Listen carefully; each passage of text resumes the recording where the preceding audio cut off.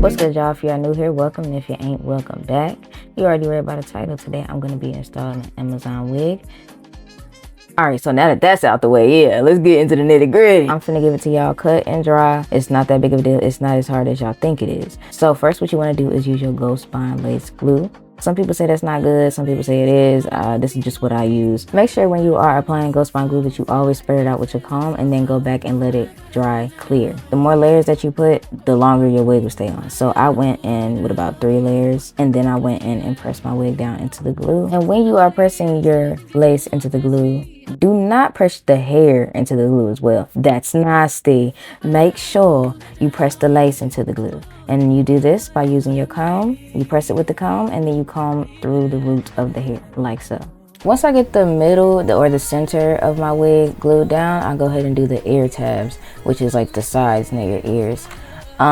Due to me fucking up this wig and cutting the lace wrong, I had to put a little bit of glue on my edges, but them bitches is already halfway gone since I ripped up my box braid in middle school. So then I go ahead and put my Ghost Bond, just dot a little bit on a little tray, and then I dab the tip of my rat tail comb into the glue, and I put these under any stray away lace that's still sticking up. And this just makes sure that any said lace is melted into your scalp. This is how you make it look like the lace is actually melted into your scalp. Let me say it one more time. This makes sure that the lace is actually, so yeah, and when you're doing this part, you want to make sure that you get any hair, any stray away hairs off the lace. A clean install is the best install.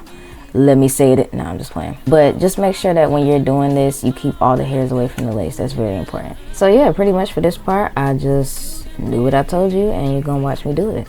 So now I'm just gonna let me tell y'all about the time I ripped out my box braid in middle school, right? And it still ain't grown back. I done told this story about 2 or 3 times on my channel already, I think, because y'all not gonna get on me for my edges thinking it's my wigs when it's really that box braid that just left with my edges.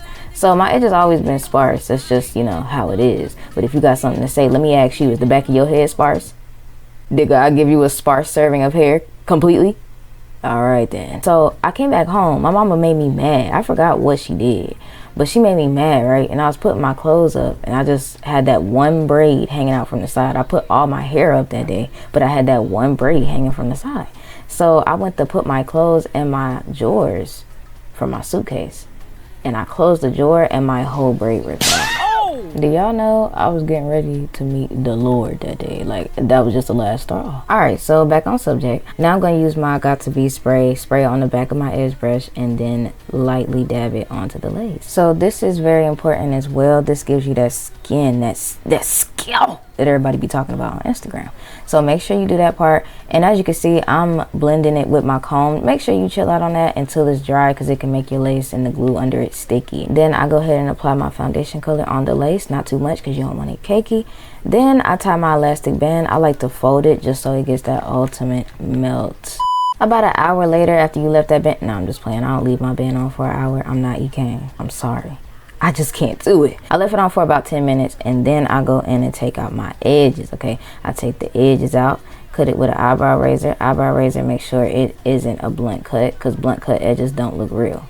Are you kidding me? Like, is that even a... So then I go ahead and flat iron my edges with a mini pencil flat iron. Invest in that. It is on my Amazon storefront. Then I use my Nairobi mousse and I do my edges. Nairobi mousse is better than edge control for a wig because it doesn't make your edges so oily and stuck to your face. I like to initially do it with the mousse to where it's stuck to my face, and then I go in and comb it out with my comb to make them look fluffier. And to the people in the back who be talking about edges this, edges that, I do not care. Maybe when I mature and I realize that, oh, okay, I don't want to do that no more, I'll stop. But until then, I like them. And you don't got a big forehead. I like face framing edges. Sorry. So yeah, I just go ahead and do that. And as you see now, I'm fluffing the baby hairs out with my rat tail comb.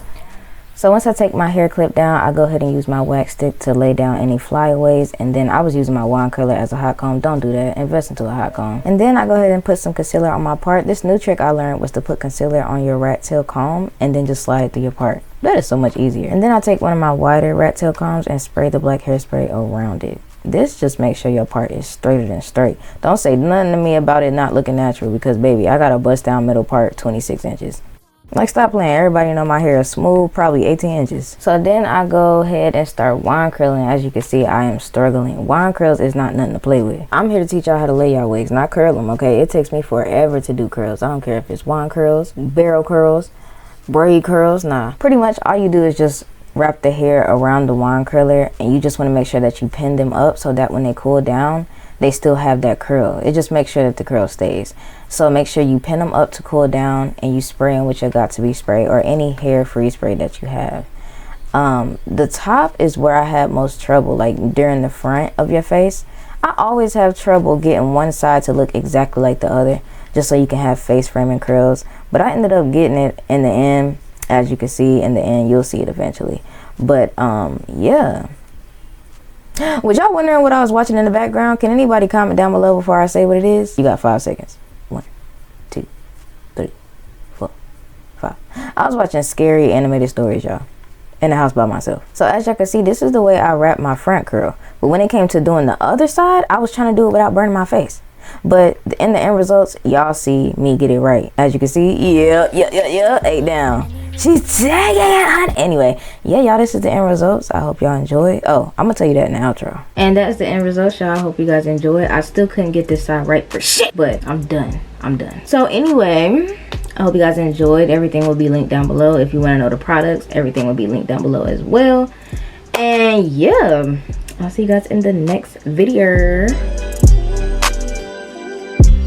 I want you to start practicing gratitude, even in the hard times. Because the truth is, when you are grateful, you have a glass half full mindset versus half empty. You're seeing that in the hard times, you're building grit, you're building strength. I understand that right now it feels like your back is against the wall, life is difficult for you, you don't really see the things that you're putting into action coming into fruition. I promise you, it's an own lane, own race, own pace kind of game for you guys. Comparison is a thief of joy. Do not compare yourself to what your peers are doing. God is purposefully putting you on this path because it's the path that is best for you.